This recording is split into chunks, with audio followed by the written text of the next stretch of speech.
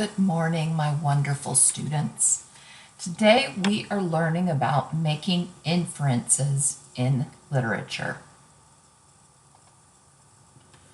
Today's objective is I can cite strong and thorough textual evidence that supports my inferences and analysis of the text.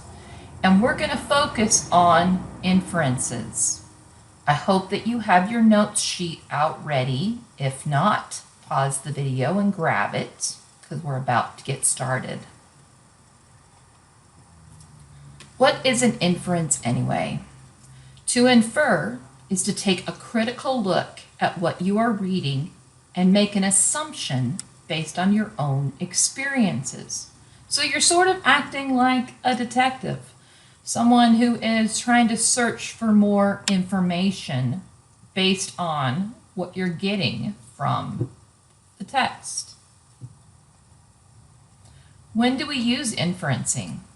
While we are reading, we are picturing the story and asking ourselves questions about the story.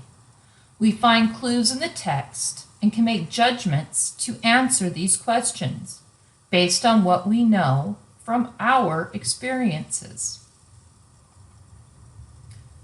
I like this image, so that's why it's here.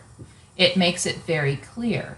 You make an inference by taking the background knowledge you already have and adding it to the clues from the text so that you are able to say, oh, I get that. That must mean this. And it sounds confusing, but really, it's mostly just instinct, and you can do it just fine. So look at this image. What can we infer?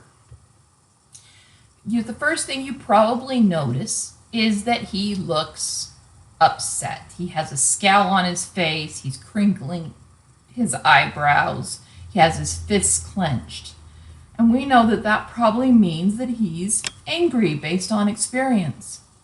And the color red, we know sometimes can represent anger. So when they created this person for Inside Out, they made him anger. Okay, so let's look at some text. He placed his hand firmly on her back and ushered her hurriedly out the door.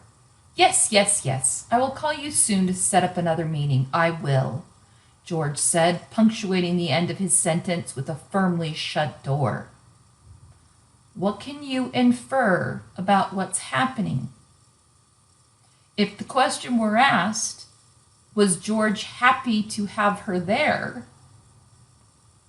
Would you know that the answer was no?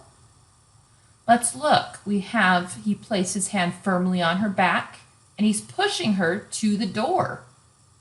He's telling her he's going to set up another meeting, but again, he finishes his sentence with that exclamation point and a firmly shut door. So George was not happy to have this interruption. We don't know why, but we will continue to look for that as we read the rest of the story.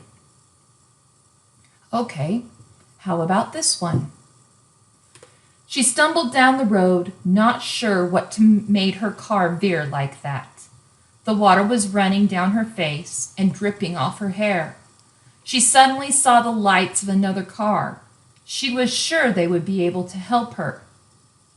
What happened? We notice she's stumbling down the road. Okay. Then we get some more details. Her car veered like that. Sounds like something happened when she was driving. We know she must be outside because the water is running down her face and dripping off her hair. So it must have been a pretty good thunderstorm or rainstorm that's causing this to happen. She hopes that the person who is coming is able to help her, and we hope so too, depending on the kind of story.